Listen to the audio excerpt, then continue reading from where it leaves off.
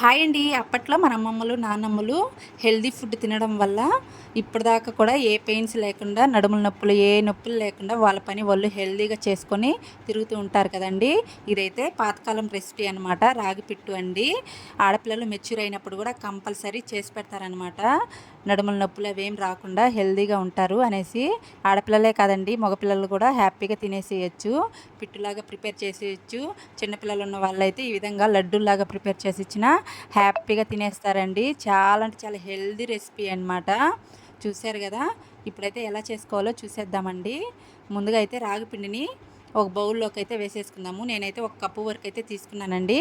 మనము ఇంట్లో ఉండే వాళ్ళని బట్టి 2 కప్పులు తీసుకున్నా, 3 కప్పులు తీసుకున్నా సేమ్ ప్రాసెస్లో అయితే చేసుకోవచ్చు అనమాట. మనకి ఇప్పుడైతే సూపర్ మార్కెట్లో కానివ్వండి, డీమార్ట్లో రాగులు కానివ్వండి, ఈ విధంగా పౌడర్ లాకైనా పిండి ప్యాకెట్స్ కూడా అవైలబుల్గా ఉన్నాయి. ఈజీ ప్రాసెస్లో అయితే చేసేసుకోవచ్చండి, సింపుల్ వేలో. ఎంత బిజీగా ఉన్న వాళ్ళైనా కానీ సింపుల్గా చేసేసుకోవచ్చు అనమాట. ఇప్పుడు అన్ని రకాల పిండిలు అయితే ప్యాకెట్లలో దొరుకుతున్నాయి కదండి. ఈ విధంగా అయితే కొంచెం కొంచెం వాటర్ పోసేసుకుంటూ ఉండలు లేకుండా అయితే కలిపేసుకుందామండి. చూసారు కదా, చాలా అంటే చాలా హెల్దీ రెసిపీ అండి. అసలుకి బోన్స్ కూడా చాలా మంచిదనమాట. పిల్లలకి ఎముకలు దృఢత్వంగా ఉంటాయి. హ్యాపీగా తినేసేయచ్చండి. అప్పట్లో వాళ్ళు ఇవి అమ్మమ్మలు, నానమ్మలు ఇవి తినడం వల్లే హెల్దీగా ఇంకా వాళ్ళ పనులు వాళ్ళు చేసుకోగలుగుతున్నారనమాట. చూశారు కదా, పట్టుకుంటే ఈ విధంగా ముద్దలాగా అవ్వాలి, మళ్ళీ పొడి పొడిగా అవ్వాలన్నమాట. చేతిలో ఇట్లా పట్టుకుంటే ముద్దలాగా వేసి ఇట్లాగా ముద్దలాగా అవ్వాలి, వదిలేస్తే ఇట్లాగా పొడి పొడిగా ఉండాలన్నమాట. ఈ మెథడ్లో ఉంటే మనకి రాగి పిట్టు అనేది పర్ఫెక్ట్గా రెడీ అవుతుందండి. మనము కలుపుకునే దాంట్లోనే ఉంటుందన్నమాట ఈ రెసిపీ అనేది.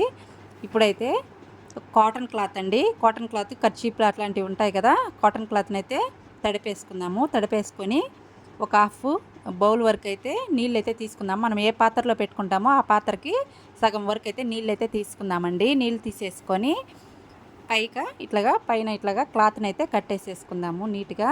కాటన్ క్లాతే కావాలండి, సిల్క్ క్లాత్ అయితే మనకి రాదనమాట. అదంతా కాలినట్టు అయిపోతుంది, కరిగిపోతుంది కదా వేడికి. అందుకనేసి కాటన్ క్లాతే పెట్టుకోవాలి. ఇడ్లీ పాత్రలో వాటిల్లో కూడా ప్రిపేర్ చేసుకోవచ్చండి, కానీ ఇంత పర్ఫెక్ట్గా రాదనమాట. చూసారు కదా, క్లాత్ని ఈ విధంగా గిన్నెకి కట్టేసేసుకోవాలి. జారుముడి వేసేసుకుంటే మళ్ళీ మనకి తీసుకునేదానికి ఈజీగా ఉంటుందన్నమాట. ఎక్స్ట్రా ఉన్న క్లాత్ని కట్ చేసేసుకుందాము.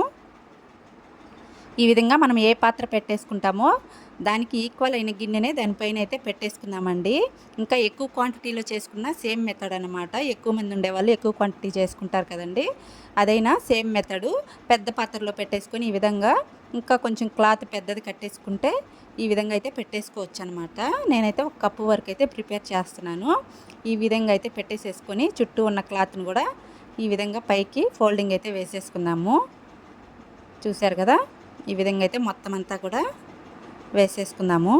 నీట్గా అయితే లో ఫ్లేమ్లో పెట్టేసుకుంటే మనకి 20 మినిట్స్ పాటు కుక్ చేసుకుంటే రాగి పిట్టు హెల్దీ అయిన రెసిపీ అయితే రెడీ అయిపోతుందండి. చెప్పాను కదా, మనం కింద ఏ సైజు పాత్ర పెడతామో పైన కూడా దానికి ఈక్వల్గా ఉండేటట్టు చూసుకుందాము.